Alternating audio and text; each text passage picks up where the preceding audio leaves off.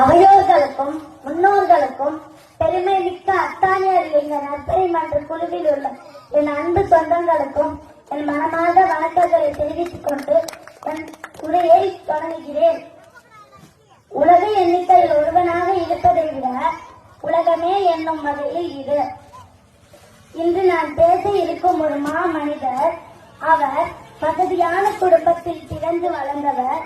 ஆனால் தன் சொந்தமாக உழைத்து வாழ வேண்டும் என்று நினைத்திருக்கிறார். துறையில் தனக்கென தனி இடம் பிடித்திருக்கிறார்.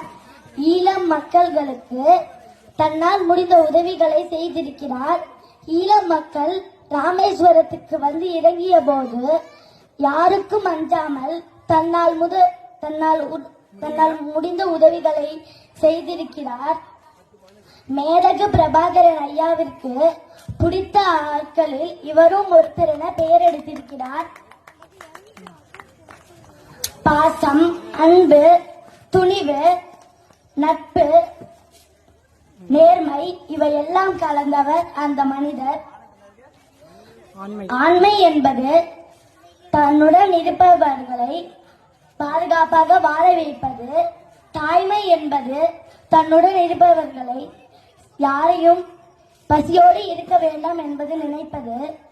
நட்பு என்பது தன் நண்பனை கை கொடுத்து உதவி செய்வது. துணிவு என்பது தவறென்று நினைத்தால் யாருக்கும் அஞ்சாமல் தட்டி கேட்பது.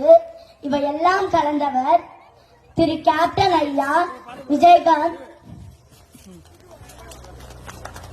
என் அப்பா காக்கா கடை சொன்னதை விட விஜயகாந்த் ஐயா பத்தி தான் நிறைய சொல்லியிருக்கிறார்.